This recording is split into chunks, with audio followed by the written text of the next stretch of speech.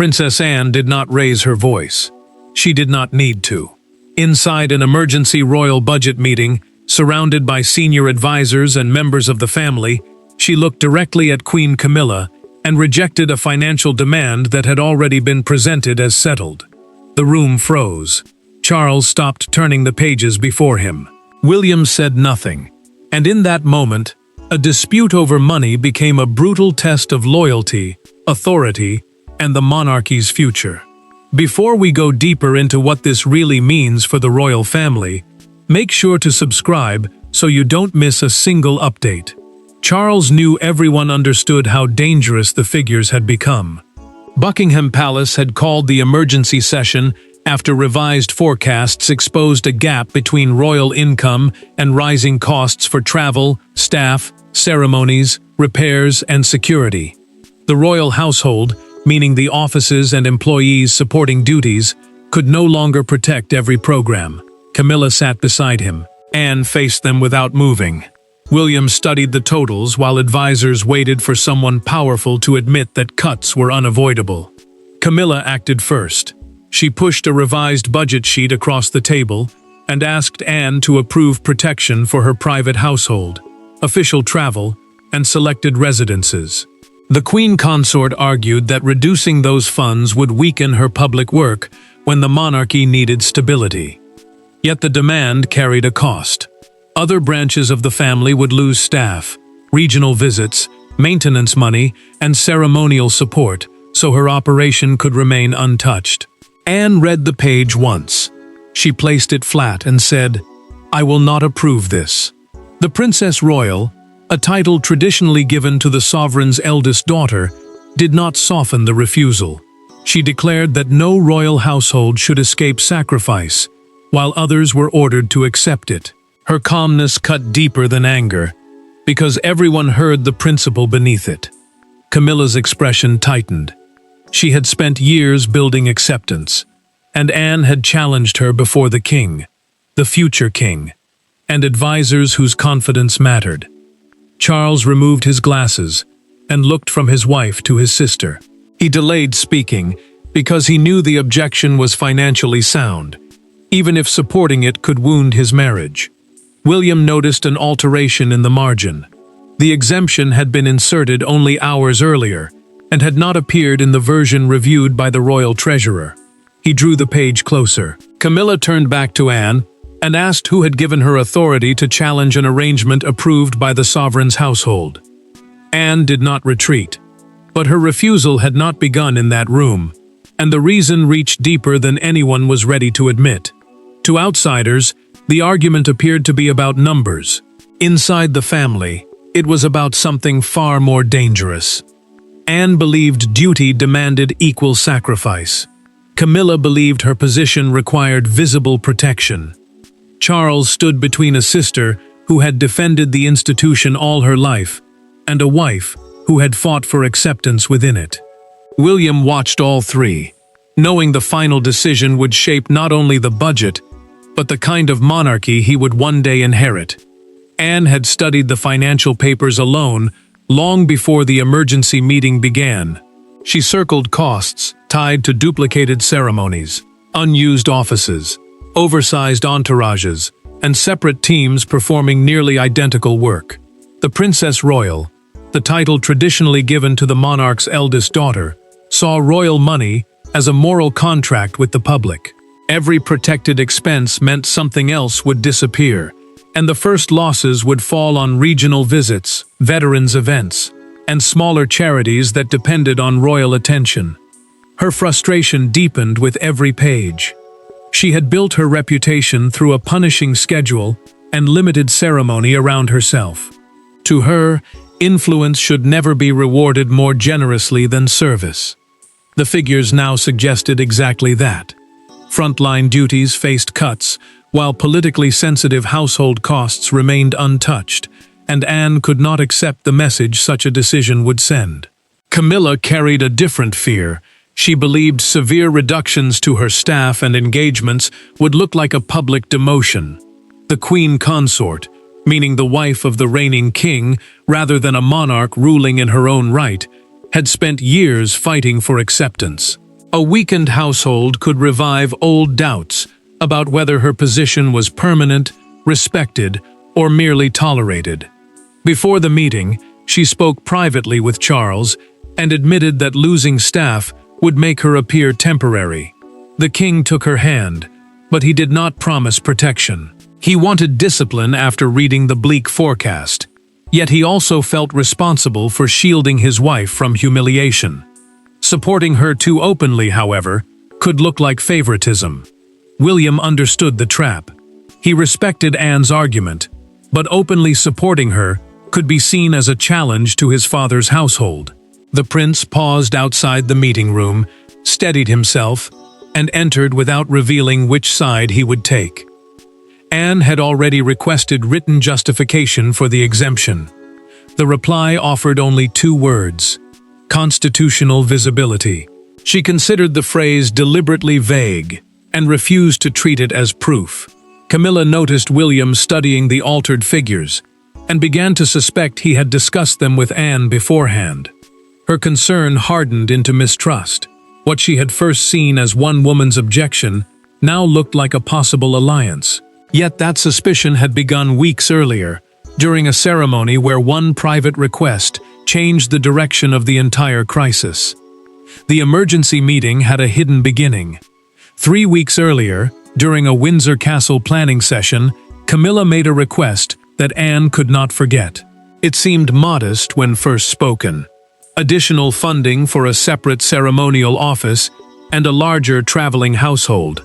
But when an aide revealed which programs would be reduced to pay for it, the mood changed instantly. Anne closed her folder. Camilla defended the request, and a quiet disagreement became the point of no return. Camilla introduced the proposal after a major state reception, when the palace was already reviewing the following year's program. She requested permanent funding for a new ceremonial coordination office, a larger communications team, and additional travel staff. The office would manage official appearances and prevent different royal households from repeating the same work. On paper, it sounded efficient. In practice, its cost had to come from somewhere else. The financial aide began reading the reductions aloud. Regional engagements would be cut. Maintenance allocations would shrink.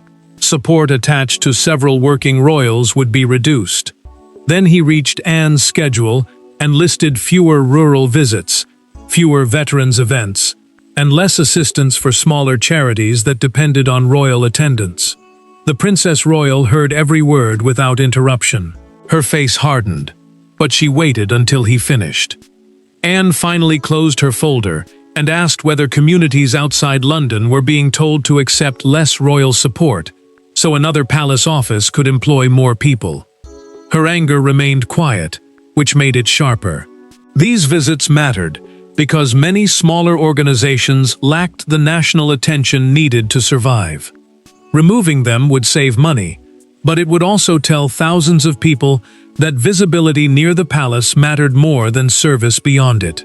Camilla felt the criticism turn personal. She argued that the monarchy had to invest where public visibility created the greatest impact. When Anne called the office unnecessary duplication, the Queen Consort closed the presentation folder and replied that modern responsibilities could not always be managed through older habits. The words wounded Anne because they dismissed not only her objection, but the disciplined working style on which she had built her life. Charles tried to contain the damage. He ordered a full financial review, believing more evidence would calm both women. The king did not reject the plan, however, and that gave it a path forward. Days later, a documented budget comparison arrived at Anne's office. The ceremonial office had vanished by name, but its costs had been spread across travel, communications, and administration. William learned the same truth during a recorded conversation with the royal treasurer and asked why an unapproved request was now treated as protected. Anne entered the emergency meeting believing the family was no longer discussing a proposal. They were being pushed to approve a decision already hidden inside the accounts. When the Windsor request returned under new language, she knew polite resistance had failed. and this time, she would confront Camilla face to face. The confrontation began with a single page. Anne turned the revised budget toward Camilla and asked why the rejected Windsor proposal had returned under different headings. No aide interrupted. No advisor moved. Camilla's answer was calm, but the calmness carried a warning. The Queen's household could not function under constant challenge. Anne leaned forward. Charles stared at the table. Then the Princess Royal delivered the sentence that transformed financial resistance into open defiance. Anne tapped 3 lines with the end of her pen. Communications, travel, administration. She asked whether the ceremonial office had been divided across those categories to prevent it from facing the same scrutiny again. The revised budget, meaning the updated plan for how palace money would be distributed, carried no clear name for the disputed office. Its cost, however, was still there. Camilla refused to look away. She said professional staff had reorganized the figures because the expenses served her constitutional role, the official duties connected to her position within the monarchy. Her voice stayed measured, but tension sharpened every word. She insisted that the household could not operate while every decision was treated as suspicious. Anne pushed her chair back slightly. Changing the description, she said, did not change the cost. The family could not preach sacrifice to staff, charities, and regional communities while protecting spending simply because cutting it would be politically uncomfortable. Her anger never became loud. That restraint made it more dangerous. Camilla noticed 2 advisors lower their eyes. Humiliation struck harder than disagreement. In a room where power depended on confidence as much as rank, Anne had forced everyone to see that her authority could be questioned. She believed the challenge was no longer financial. It was personal. Charles finally intervened. The king warned that the discussion had to remain respectful. But his sister answered that respect for the crown required honesty about how its money was used. He froze because she had challenged the process without directly challenging him. William then spoke. The prince confirmed that the protected amounts were absent from the earlier draft. He chose each word carefully, yet the meaning was unmistakable. Anne's accusation rested on evidence. Camilla admitted that she had requested the revised categories during a late conversation with the senior administrator. She said the purpose was to keep essential functions together, not to deceive anyone. Anne demanded that the exemption be removed and every household face the same reduction. Camilla refused. Equal cuts, she said, did not create equal consequences. Charles called a temporary break when Anne declared she would record a formal objection if the budget passed unchanged. Camilla rose first, left every paper behind, and walked through the side door without waiting for him. Anne had exposed the dispute, but the break revealed something even more dangerous. Who truly held the power to force the final budget through?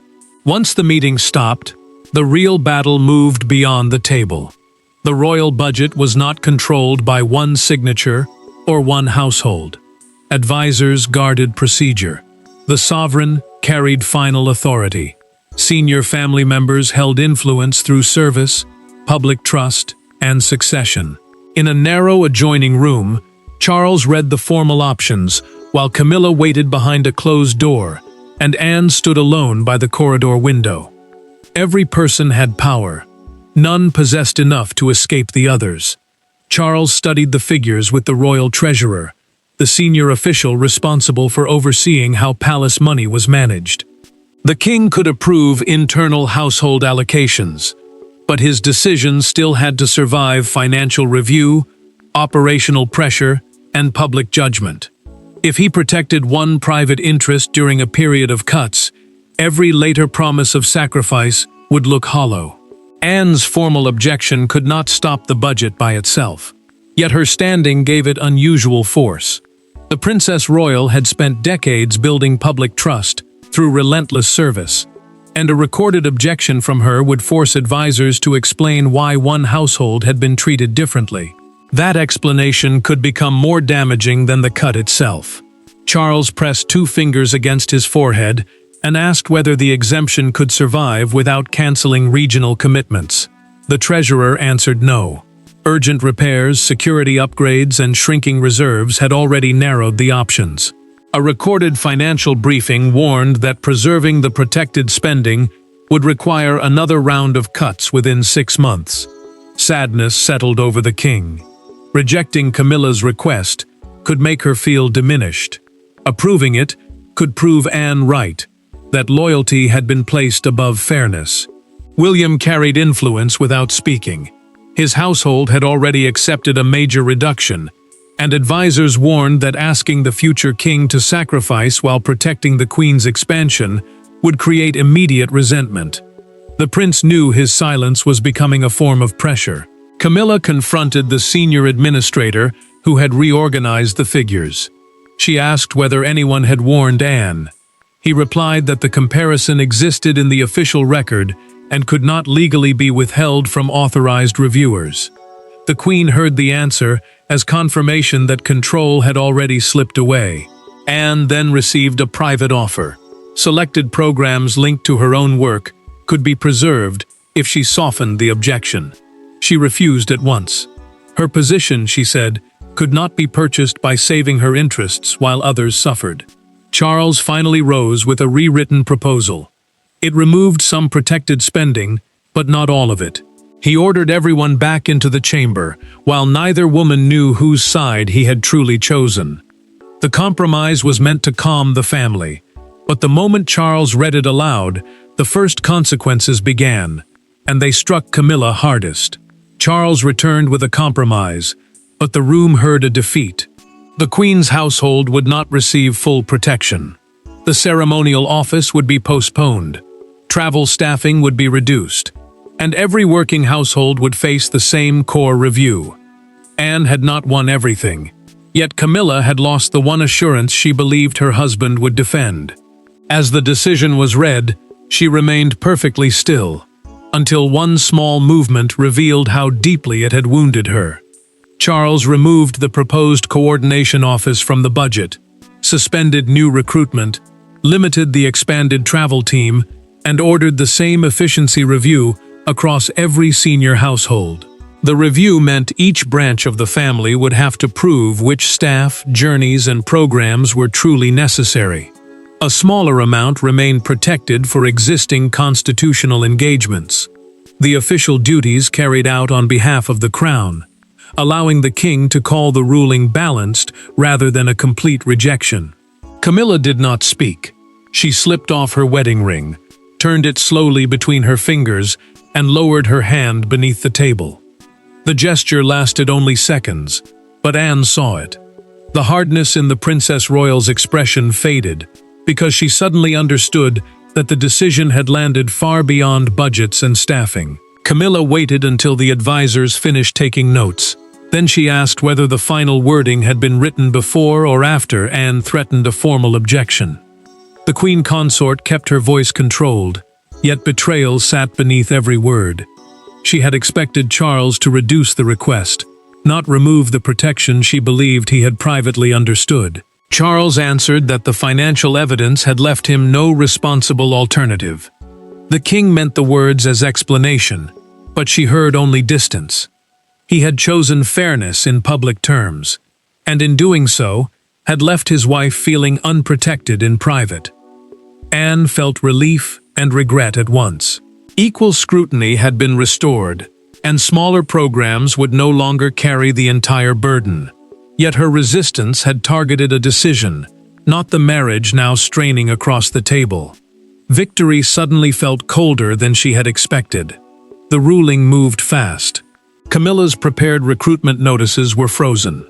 Planned appointments were cancelled, and staff members received instructions before the meeting had formally ended.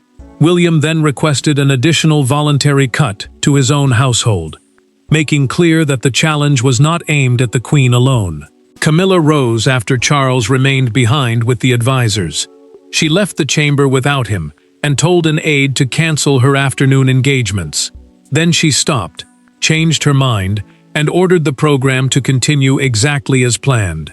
Her decision was an act of pride. But the conflict would not truly change until Anne approached her without papers, witnesses, or the protection of procedure.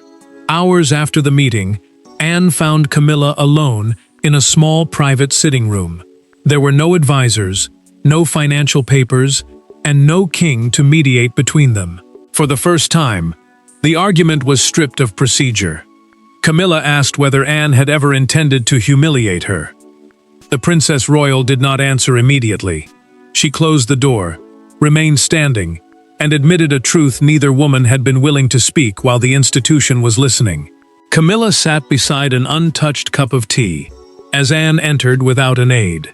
The Queen Consort watched her cross the room, expecting another challenge, but the sovereign's sister chose the chair opposite instead of standing over her. That small decision changed the mood. Without officials present, neither woman could hide behind rank, procedure, or carefully prepared language. Camilla asked whether Anne believed she had earned nothing after years of service, criticism, and public scrutiny. She said the budget request was not only about staff, it was an attempt to ensure that her work would not disappear whenever palace priorities changed. Her voice weakened as she admitted that every reduction felt like proof that her place could still be questioned. Anne answered slowly. She had never challenged Camilla's right to serve. She had challenged the belief that security should come through exemption. The Princess Royal explained that protected privilege eventually damaged the person it was designed to defend, because the public would see the protection before they saw the work. Anne then admitted why she had entered the emergency meeting already angry. The Windsor proposal threatened veterans' visits, rural communities, and smaller charities that could not command palace attention. Those programs mattered because a single royal appearance could bring funding, volunteers, and national recognition. Losing them would not merely reduce a schedule, it could leave struggling organizations invisible. Camilla finally revealed the fear beneath her demand. During a private conversation with Charles, she had sensed hesitation when discussing her future role.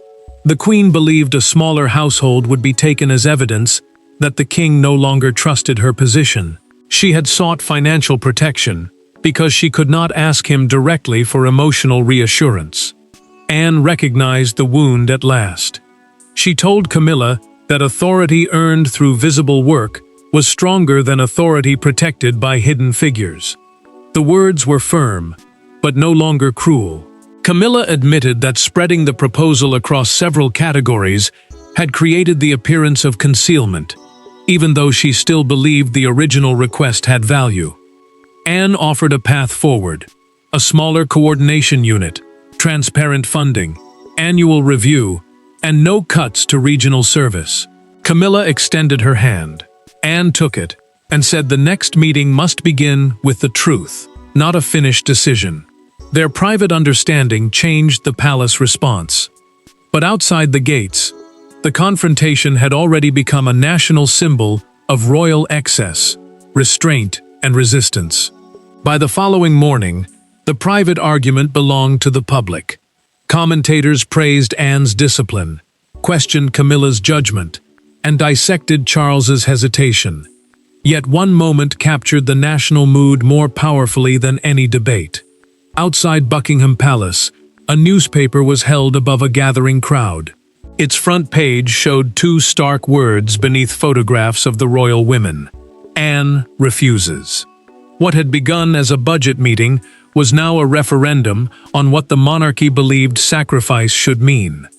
A delivery driver paused beside the palace railings and lifted the morning edition above the crowd. Tourists turned. Royal watchers raised their phones. The headline spread within minutes, transforming a private disagreement into a public verdict. Buckingham Palace, the monarch's main official residence and administrative center, now stood at the heart of a debate about fairness, privilege, and trust. A broadcaster opened the midday coverage with a hard sentence: "A family argument over money has become a test of royal credibility." The framing mattered. This was no longer being treated as a clash of personalities. It had become a question of whether royal sacrifice was real, or only demanded from those with less influence. Anne gained sympathy quickly. Her refusal matched the image the public already knew: relentless duty, limited fuss, and little patience for unnecessary display. The Princess Royal did not answer questions as she arrived at a veterans' engagement, but applause broke out before she reached the entrance. One elderly attendee leaned toward her and said, "You said what duty required." Her expression softened, though she offered no public victory. Camilla watched the broadcast from her private office. An aide reached for the remote, but she stopped him. The Queen Consort listened as commentators questioned why her household had sought protection while others faced cuts. The criticism hurt because it reduced years of service to one disputed decision. Other voices defended her. They argued that modern royal duties required trained staff, careful planning, and strong communications. Symbolic austerity, they warned, could weaken the very public work people expected the monarchy to perform. The palace released a short statement confirming one efficiency review across every senior household. Its reference to shared responsibility echoed Anne's central argument without naming the conflict. William refused to deepen the divide. Asked whether his aunt had been right, the prince replied that every member of the family had accepted the need to protect public service before personal convenience. Camilla then made her own choice. She kept every scheduled engagement, met guests, and completed the program despite the hostile headlines. Through visible work, she began rebuilding the authority Anne had challenged her to earn. The public had chosen its symbol, but the final verdict would be decided inside the family, when Charles gathered both women to settle what their confrontation had changed forever. The final meeting was smaller than the first. Charles invited only Anne, Camilla, and William. No advisors sat between them. No disputed figures were hidden in attachments. The king placed a single-page agreement on the table and asked each person to read it before speaking. It did more than settle a budget. It defined a principle. No royal household would be protected from sacrifice, but no working member of the family would be deliberately weakened for appearances. This time, nobody objected. Charles approved what the document called the Royal Household Fairness Framework. The framework was a formal spending system, requiring annual reviews, equal standards, written reasons for exemptions, and protection for frontline public duties before ceremonial expansion. The king knew the language sounded controlled, but the meaning was far more personal. No private fear, marriage, title, or rank would be allowed to hide unequal treatment again. Camilla's proposed ceremonial office disappeared. In its place came a smaller coordination team serving several households, with an internal budget, yearly review, and funding created by removing duplicated administrative roles. The Queen Consort read the final page twice. She had lost the protected structure she wanted, but she had gained something harder to challenge: a role supported by clear work rather than hidden protection. Charles signed the agreement and placed the pen beside it. He turned first to his wife. The monarch acknowledged that she had been right to defend the effectiveness of her program, but wrong to seek safety through a process the family could not openly justify. His words carried pain, yet he did not retreat from them. Charles then faced Anne. He said she had been right to challenge the figures, but warned that truth delivered without regard for personal consequence could damage the unity it was meant to protect. The Princess Royal accepted the rebuke without protest. She told Camilla that her refusal had never been a judgment on whether she belonged. It had defended one standard: belonging could never place anyone above scrutiny. Camilla finally admitted what fear had done. She had protected the structure around her because she did not trust the value of her own work to protect her position. The confession was not defeat, it was release. William supported the agreement and committed his future household to the same rules. The prince understood that his promise carried the principle beyond one crisis and into the next reign. Camilla then asked Anne to review the new coordination plan before its launch. She agreed. Cooperation would replace concealment. Anne's defiance had not overthrown the queen, weakened the king, or divided the monarchy. It had exposed the difference between authority and entitlement. The emergency meeting ended without applause or humiliation, only a signed agreement and a harder, fairer understanding of duty. Thanks for watching. Please don't forget to like and subscribe, and we will see you in next one.